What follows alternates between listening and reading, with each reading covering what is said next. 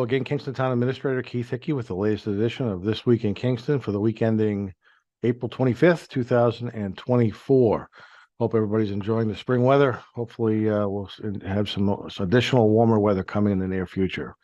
With the spring comes a lot of the activities for the town that I want to make you aware of again and spend a few minutes with you on. This past week, the Board of Selectmen, the Finance Committee, and the school committees from Silver Lake and Kingston have brought forward their operating budgets. They have been approved by the Finance Committee, and the town warrant has been closed and has been posted for people who are interested in seeing that. There are a total of 34 articles on this year's town meeting warrant. A lot of them are some of the same articles you see on a year-to-year basis. That'll be more just articles that can be potentially grouped together and passed in a motion approving a number of different articles together. Some other ones may have some additional questions. Obviously, the big article this year, as it is every year, but more so maybe this year than others, is the operating budget article, which will be Article 6 this year. That article is to fund the operating budgets for the Kingston schools, the town of Kingston, and pay for the Kingston share of the cost to educate kids at the Silver Lake School District. So that number this year is just over $57.5 million. It's frankly a pretty significant increase from the previous year, and has been debated quite a bit between the three boards that I mentioned earlier. The increase is close to 8%, which will increase property taxes, and we'll have that information on our town website. Obviously, for everybody, it's a big hit.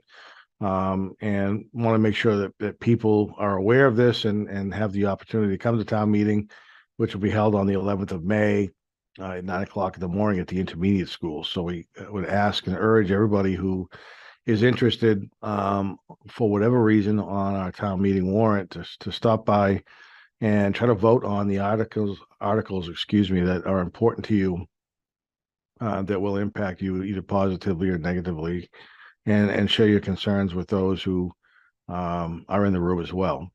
So again, that's May 11th, 9 o'clock in the morning at the intermediate school auditorium. The town warrant is published on our town website. If you'd prefer to come in and get a hard copy of that, we'd be happy to provide that to you.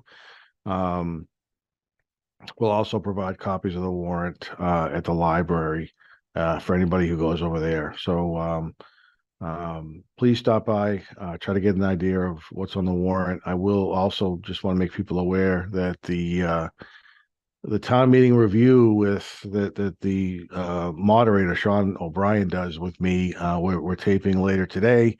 We expect that to be on by the 26th, 27th of April, and that will explain in much greater detail all the different items that are included, the 34 warrant articles that are being presented to you on the 11th of May.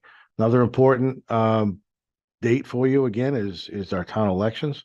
The town elections are going to be held on May 18th. We have a number of different positions that are up for either election or re-election. I would urge anybody who has some time to stop by. There are contested races on most of the races on the ballot. So, there'll be opportunities to hear from the candidates, hopefully through PAC TV or other resources, and then ultimately, take the time to vote on the 18th of May. Those are going to be important dates for a lot of people to help us with the direction the town is looking to move in the upcoming year. Some other things that are going on, just to make you aware of really quickly, the boat ramp project still moving forward. The ramp itself has been poured and put in place. The contractor right now is working on grading out the parking lot, because the parking lot itself is going to be replaced as well. That will be a concrete parking lot moving forward as well. The contractor and the harbor master both indicated earlier this week that they thought that the project would be complete and the Idina opened back up again on the 15th or by the 15th of May. The ramp looks fantastic. Hoping that people who do use the ramp and use the facility will be able to do so in the next 2 or 3 weeks. So keep an eye on the town website. Swing by the Idina if you want, or I'll try to keep updates on people, updates on the ramp to allow people to know what's going on from time to time. Also, you may notice some construction going on in front of the townhouse. The Veterans Memorial that our committee has been working on has broken ground. Some of the concrete foundations have been poured.